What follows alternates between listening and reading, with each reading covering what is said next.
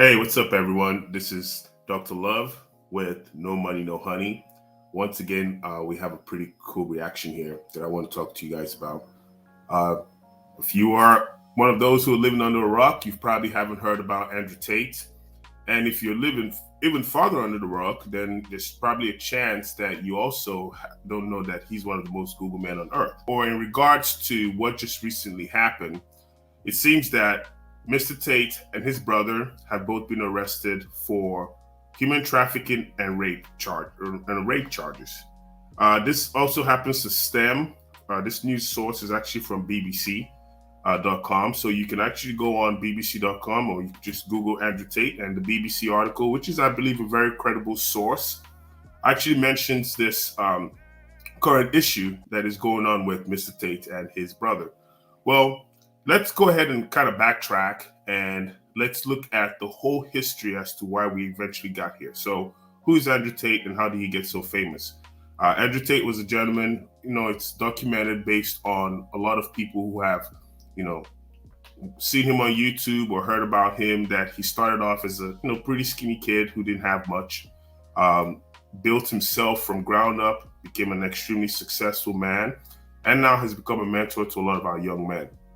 What is kind of painful is in that process, there were some things that he might have said or not said or done or not done that hurt some people, right? And when I say hurt some people, I'm talking about more about the women that were the ones that kind of got offended by some of the things that he said in his approach to things. So in the same process, let's dissect some of those things that we've heard. And I'm going to paraphrase some of those things here. And I'm also going to touch on some of the things that we as a society have to kind of keep at the back of our minds, because again, life is about relationships and pair bonding, right? So I've seen a few of his videos, and when I say videos, I mean cameo appearances that he's had on, shows like Just Pearly Things, or just different shows that are available on YouTube. And one of the things that I've noticed is he's very calculated with his approach and his decision and with the way he explains things. And what he's always kind of mentioned is he's always giving credit to the hardworking, middle-class, blue-collar worker men who go out there, do what they can to make sure they can do the three things that I've always said on the show. So if you've been watching my shows, if you've seen any of my shows in the past, one of the things I've mentioned is a man's job or a man's responsibility or role in today's society is to provide three things. One being provision, so he has to provide for his family. Two being patience, so he has to be patient with the process that it takes to be able to merge the family and make sure the family is a fully functioning unit. And then the third thing being protection. Mr. Tate is always kind of focused on putting those things out there so people know about the fact that you have to, as a man who's coming into a relationship, you have to be able to build yourself from ground up, focus on your purpose, get what you have to get out of life. So eventually you can put yourself in a position now where you can now do those three things I mentioned. So of course we have the, women, and, and when I say the women, I don't mean all women, right? Because there's a lot of women who still believe in the traditional roles and how things should go. But we have the modern woman who believes that things should be non-binary, if you will, right? So nothing means that all lines are blurred. Right. So when you blur all lines and you say everything should just go the way they should go, we shouldn't care about what gender is per se, right? We shouldn't care about roles or responsibilities. Everybody's allowed to do everybody's job. Then it creates a problem within a system. So let's backtrack and let's look at it from a very logical perspective, because that's where people get to miss things, right? From a logical perspective, if you have a country, a fully functioning country, and the citizens of that country, as well as the president, the vice president, the chief of staff, and everybody else who is included in either decision making or being affected by the decisions of that country, all have the same roles and responsibilities, then there becomes what's called anarchy, right? Meaning there is no direction, everybody just does what they want. There is no government by the people. What's ironic is we are okay and we're comfortable with handling a government which gives us, boundaries and tells us how far we can go and how far we can go. We're comfortable with boundaries when it comes to our school and education system, because if not, a lot of you, especially single mothers, will send their children over to schools, right? And then also we're comfortable with boundaries when it comes to employment, because we know a boss or a job says you have to be there from 8 a.m. to 5 p.m. and you are there from 8 a.m. to 5 p.m. You don't get there at 8:40 and leave at 3:30. So you know, because if you did that for 2-3 days, you would probably no longer have a job. So what's ironic is we know what boundaries look like, but for some reason, the only time it feels comfortable to blur the lines is when it comes down to making decisions in regards to our gender roles and our roles and responsibilities to the most important thing on earth, which is our families.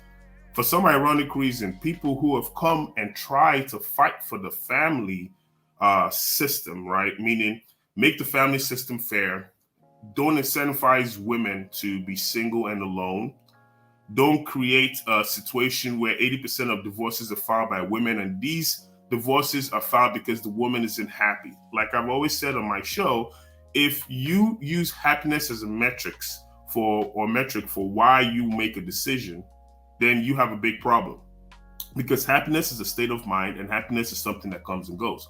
But when you are a person who understands roles and responsibilities, just like you do with your job, nobody who has an employment that goes to that place of employment every day loves what they do on a day-to-day basis. What that means is some people go to work and there are some days that you can't stand anybody at that job. You come in there saying, I wish a motherfucker would, right? That's just how it works. So if you are that person who understands that you come into that place of employment and you have to you have that feeling of I wish a motherfucker would because I'm going to knock somebody out, then what you now have to also understand is in a marriage, you're also going to have those moments where you're going to wish a motherfucker would.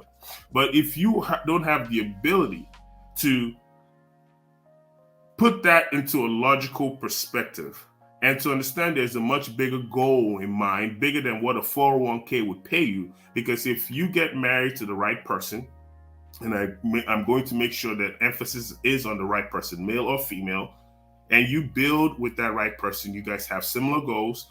You guys are not trying to do different things. One person is not trying to go left while the other is trying to go right.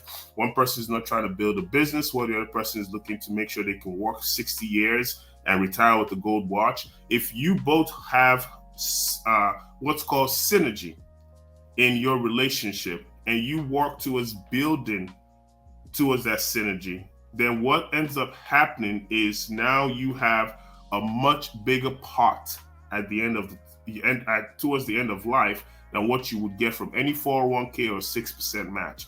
Folks, I don't think you've thought about this for a second, because when you do you look at a 401k plan.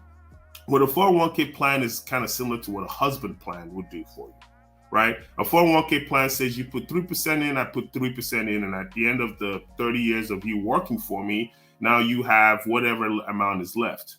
A husband plan says we put our resources together, we build based on our resources, we eventually get to a point where we have enough to be able to quote unquote retire, plus have something to pass down to the future generation. That's what a husband plan is. But unfortunately, a lot of you ladies are so myopic with your viewpoints, because that's the real fact. Women are naturally very short-sighted. I bring them all the time on the show. We have conversations. The last show that I had was about a nice young lady from Africa who still, as much of a traditional mindset as she still tried to have, she was still very short-sighted with her approach, because she had all these male friends, and all these male friends would do nothing but stopping her and keeping her single. So women are naturally short-sighted. Women are naturally myopic with their viewpoints, but what they don't also allow you to see is that 401k that you're working so hard for, and you think is going to be what helps you make it through life when you're 55 or 60 to 80, is going to deplete based on a lot of factors, inflation being one of them, as well as a whole lot of other things. But when you are married to the right person, you have synergy, you build. Now you have a 2-man team and a potential 6-man team if you guys have 2 boys, 2 girls as kids, and you build a family business from there. Started with 2, which is mom and dad, a husband and wife, and then now you have 6 employees when you have husband, wife, daughter, son. So what ended up happening is people don't think of it from that dynamic and say, hey, with 6 employees now we can do things 6 times more efficiently and 6 times better and be more successful. Instead, they think to themselves, I'm a boss chick. I make, $15,000 or $20,000 a month, which that really doesn't happen for a lot of our Black sisters, more like $4,000 to $5,000 a month. And because they make this amount of money, or they presume that they are independent, because again, remember, they have a 401k plan that is being matched by their man, who is the employer, right? The husband plan or the 401k plan, right? So you have a 401k plan that is being matched by your employer. And because you're being matched by your employer's 401k, now you don't feel a need to have a husband. Because guess what? You only get to work one plan to be able to work that plan accurately. Now, am I saying that there's families out there that haven't had mom and dad both work, build a 401k together, do the 9 to 5 thing and eventually be successful old? Yes. Is that the norm in today's society? Unfortunately not. So how does this affect the conversation with Andrew Tate? How does this go back or tie back into Andrew Tate? The reason a lot of our young men are being mentored by so-called internet gurus or YouTube, influencers, and I'll consider myself one of them, is because these young men are in positions where they don't have enough information as to what it takes to be successful, what it takes to have a solid life, and what it takes to make good decisions. And unfortunately, in the Western society, a society that incentivizes women to be individuals, alienates men or emasculates the man, blurs the lines that have to do with gender and binary or whatever roles that have to be done in society. Like I mentioned, a man's 3 things a man must do is provide patience, provision, and protection.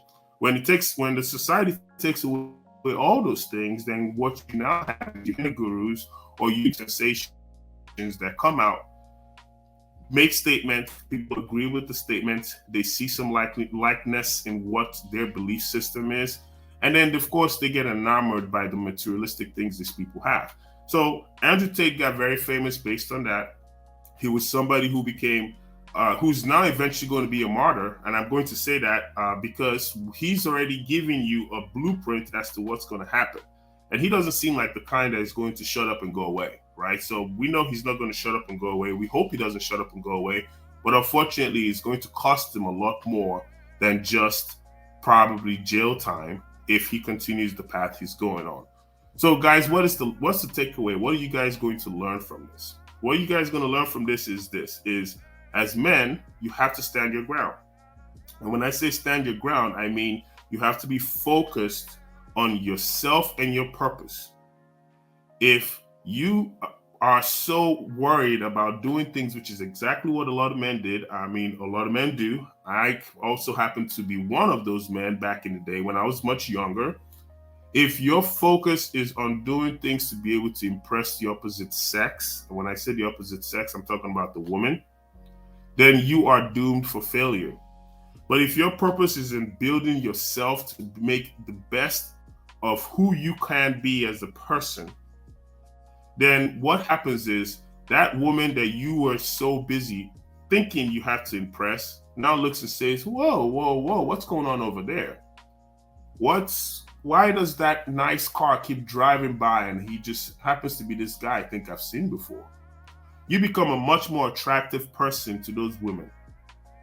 They won't tell you that, right? If you focus on your purpose and you build enough self-confidence where you make them understand, you make the woman understand that you don't need her, right? Because there's so many other things that you can be doing than wasting 1 up to 2 hours of a 24-hour day on somebody that doesn't deserve that attention.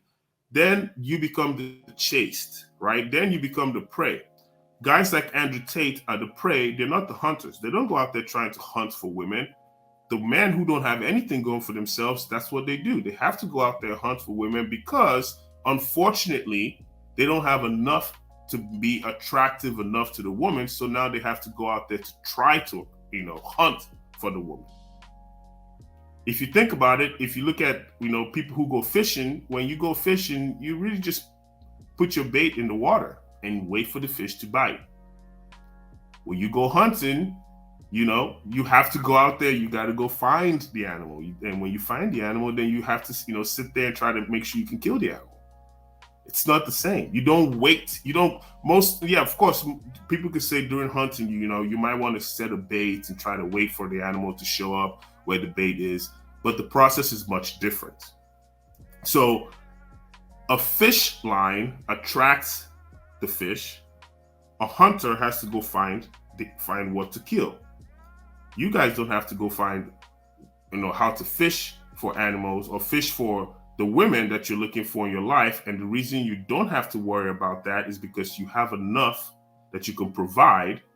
And now, just like a bait in water, here comes the fish.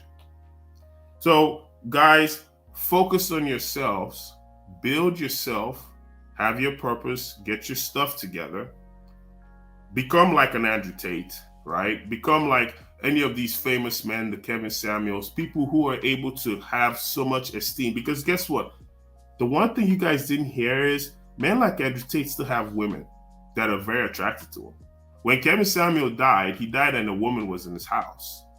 So for someone who quote unquote bashes women so much or hates women so much, how come they still keep getting girls? Meanwhile, for those of you who are so focused on trying to be Captain, you know, the white knight, the one who flies around in his magic carpet, trying to go find his Jasmine, unfortunately, you know, what ends up happening to you is you stay on that carpet for a very long time because there's no Jasmine on the window waiting for you to come and pick her up. I'm sorry.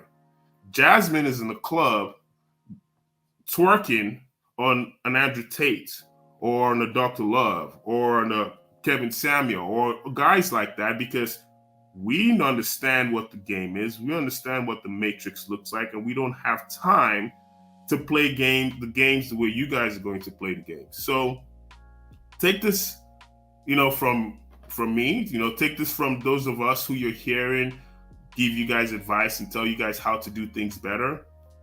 Take care of your body. You got to make sure that your body is in tip-top shape at all times. You can't let yourself go. You can't let yourself get obese. You can't walk around with a belly. You can't have extra storage. There's no need for extra storage in your belly. Your belly is just used to be able to store enough for what your body needs. So there should be no reason you should be walking around at 24, 25 with the gut of a 65-year-old man. There should be no reason why at 24, 25 you don't go to the gym every day. There should be no reason why you're worried so much about going out to the club on a Friday or Saturday, but you don't go to the gym on a Monday through Sunday. So if you don't have these things as part of your routine, then yes, you will become one of those people who will potentially never get anything. You will become one of those people who, if you were even lucky, because I'm going to use the word lucky, that a woman is to find you attractive basically based on a shared desperation that she has, she's going to use and abuse you and spit you out. And then you're going to go on the internet and listen for men like Andrew Tate to tell you what to do. And then when he gets martyred, then you would hope to find another one. So, folks, again, I can't stress this enough. Get on your purpose. Get on your P's and Q's. Understand that everything else that is being thrown your way is a smoke screen. The non-binary agenda, the fact that lines are blurred when it comes to gender roles, the fact that, you know, they want a man to be emasculated. All those things are smoke screens, because you, at the end of the day, control your environment and what you allow around it. So protect your seed, focus on yourself. See you guys in the next video.